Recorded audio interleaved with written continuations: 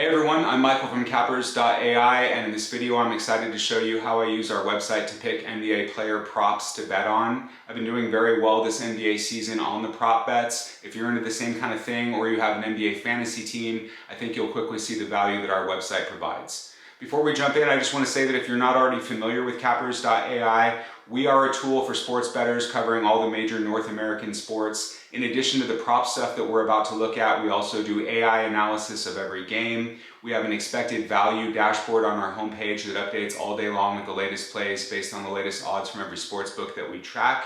We have numerous betting systems getting calculated for every game. And then we also track public betting trends so you can see exactly where all the money is going on every game.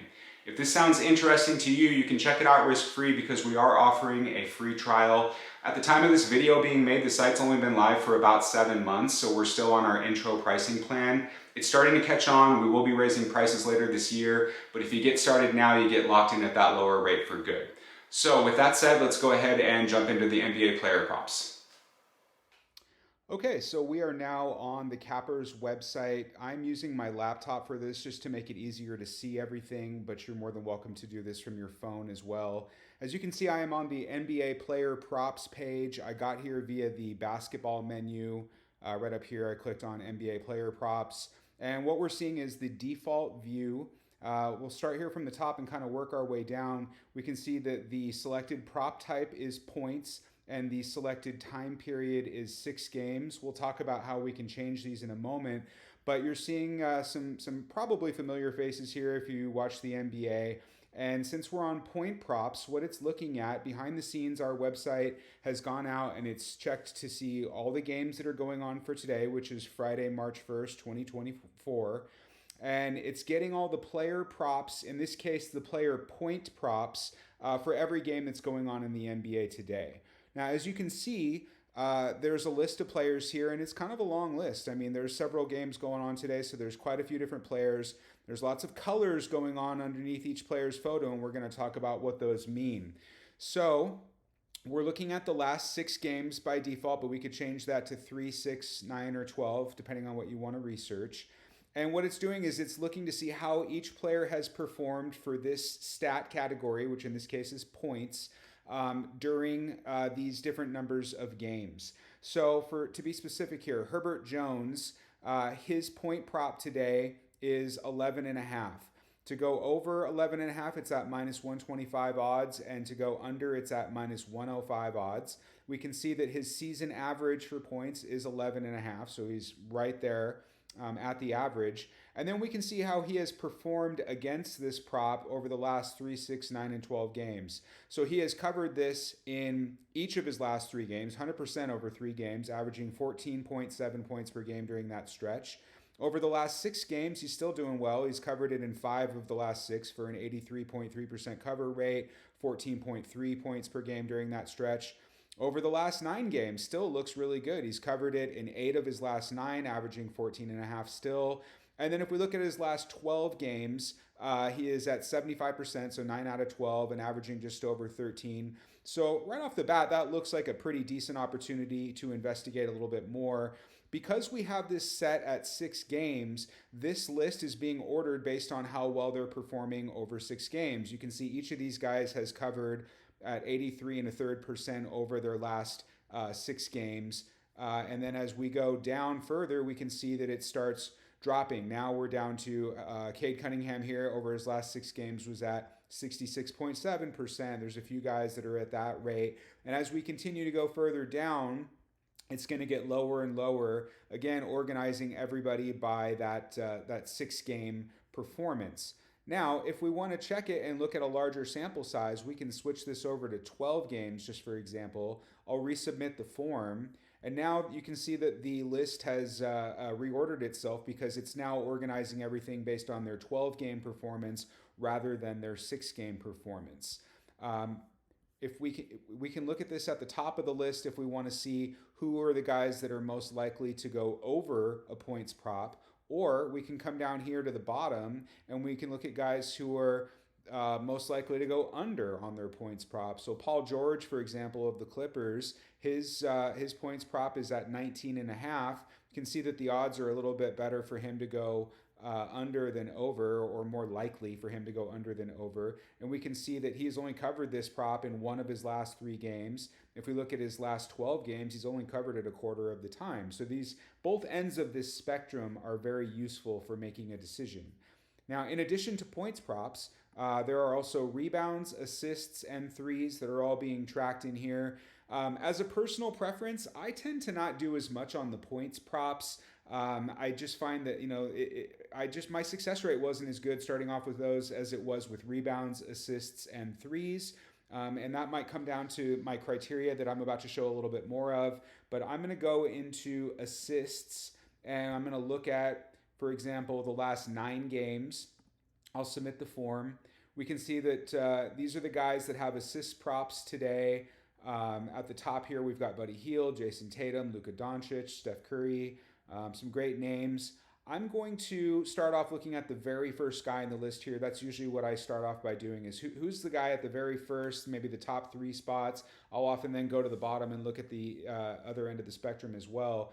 But we can see that Buddy Hield, it's only 3.5. So that's something that I like right away. When it's 9.5, 10.5, even 8.5 here for Luka, a lot more things can go wrong to have to eclipse that number when we're talking about assists or rebounds, something like that.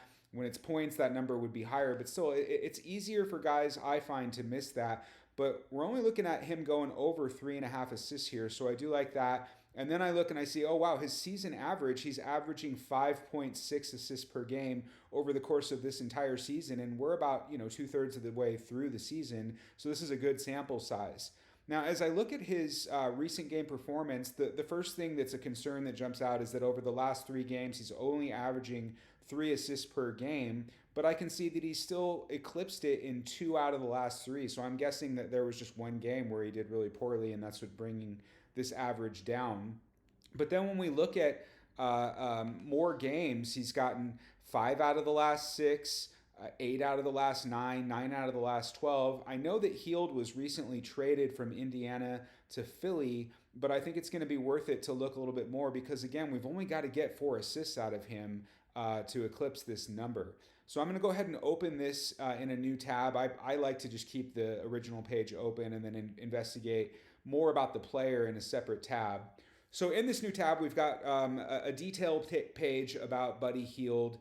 We can see some basic information about who he plays for, position. There's links here if you want to investigate about Sixers injuries, Hornets injuries, which is the team that they're playing tonight. Those are actually the ESPN injury pages. I figure those are always going to be up to date and accurate.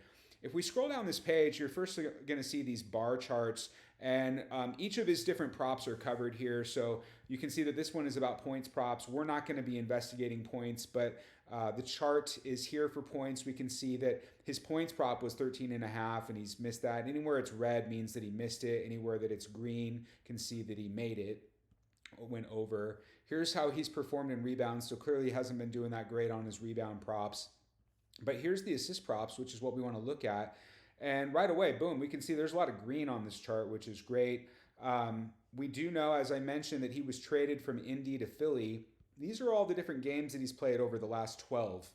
And you can see that these were with Indiana at the far right of the graph. You've got versus the Knicks, Sacramento, Charlotte. His last game was versus Houston on February 6th, and then he got traded. So I'm really kind of more concerned with how he has performed since moving over to Philadelphia. How many games is that? 1, 2, 3, 4, 5, 6, 7, 8. He's played 8 games so far with Philadelphia, and he has had 4 or more assists, which is what we would need, in 7 of those 8 games. Just to point out over here, if there's nothing in the bar, that means he had 0. So there's nothing to even show. So there were a couple games with Indy where he had 0, but we don't really care about those as much. We're looking at these 8 games since he has moved over to Philly. And again, 7 out of 8 he has gone over. The last 3, like I was thinking, not quite as good. He's had 4 in his last 2 games, which just barely covers the 3.5 assist prop. And then the game before that at home versus Cleveland, he only had 1 assist. Other than that, he's had 6 or more in every game, so looking really strong there. This is definitely pointing in the right direction, but my research isn't done here. This is just one important step. So I'm going to continue scrolling down the page here. These are his 3-pointer props again. We don't really care about that. Here's a table of his statistics for the last 3, 6, 9, and 12 games. We can see how he's been doing with assists. Again, only 3 per game in the most recent 3 games. But if we look at 9 games, which he's been, 8 of those have been with Philly, averaging 5.7 per game. So that definitely looks good.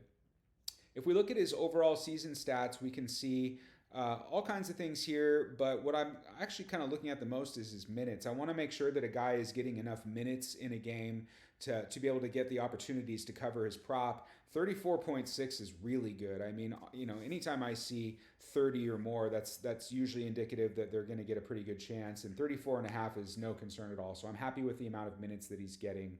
Now we can start comparing various different team statistics between the Hornets and the Sixers. And really what I'm looking for here is I'm thinking, okay, Buddy Hield from the Sixers, I want him to get assists. So in that case, I'm looking for weakness from the opposing team in anything related to that category.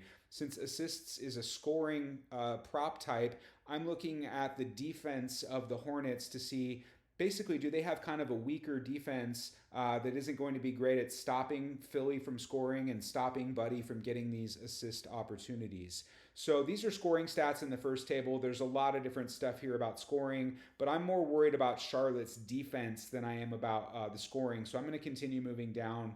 Shooting stats does matter. Obviously, we need guys to make shots in order for somebody to get plenty of assists. But first, let's look at some defense here. So we can see, first of all, in the points per game ranking that Charlotte is in the bottom of the league, 24th in the league. So definitely the mid half of the bottom third there. So I like seeing that. I want to see a team that's going to be weak in defense, since I want my guy to get plenty of assists.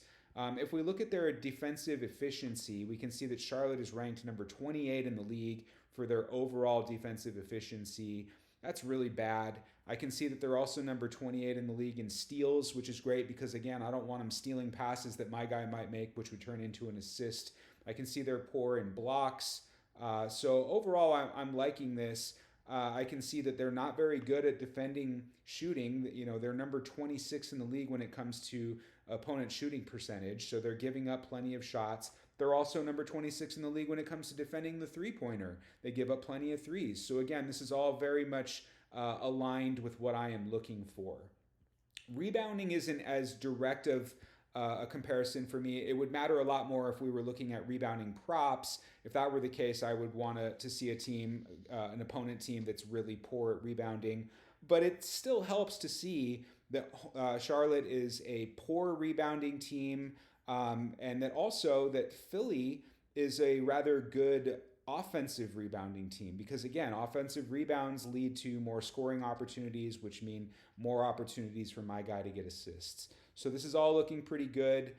If we come down here, finally, there's one last table of miscellaneous stats that didn't fit perfectly into any of the others.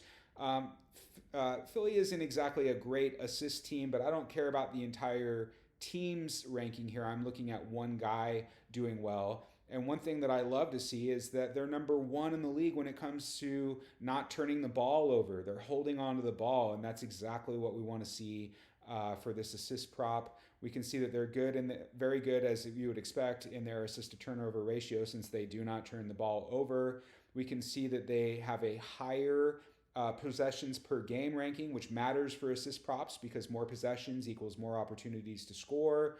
And then finally, if we come down here, we can look at the extra scoring chances per game. You can see that Charlotte is negative 0.5, putting them about the bottom third of the league, whereas Philly is 2.4 on the positive side. So they're number 4 in the league when it comes to extra scoring chances per game. Again, all of this stuff is adding up. It's telling a story.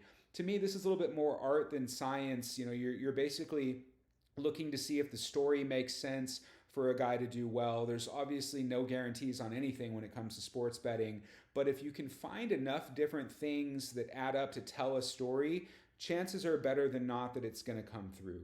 So in this case, I feel that like that story is being told. It takes a little bit of time to get used to doing this, but again, I really like looking at first, how is the player doing in this particular category? And then once I'm convinced that the player is looking pretty good for a category, then I start looking at how the opposing team, how good or not good they are. If we were Philly, meaning we, if we were going up against a really good defensive team or a team that gets a lot of steals, lockdown prevents teams from shooting, then I probably wouldn't want to play this because there's just too many opportunities for things to go wrong. But it's the exact opposite. We're going against one of the worst defensive teams in the league. In this particular case, I also know that Charlotte is on the second night of a back-to-back. They lost last night at home versus Milwaukee. They had to travel after that to come to Philly. Not a long travel, but still, second night of a back-to-back. Chances are they're going to be a little sluggish. So everything is adding up for me to really like this play. Again, obviously, there's no guarantees. I might have cursed it by putting it out here on a video, but you understand the criteria that goes into it. If you make enough smart plays like this where the story all adds up, overall you will come out as a winner. So that's all I've got for this one. I hope it's helpful. Again, we're offering that free trial. Please visit us at cappers.ai. We do so much more than just prop bets. We have AI analysis. We have an expected value dashboard that is absolutely killing it. We calculate many different betting systems for every game. We track public betting percentages. There's a lot that we offer on the platform, and you can check it out risk-free at cappers.ai. I'd love to see you there. Thank you for watching this one, and we'll see you in the next one.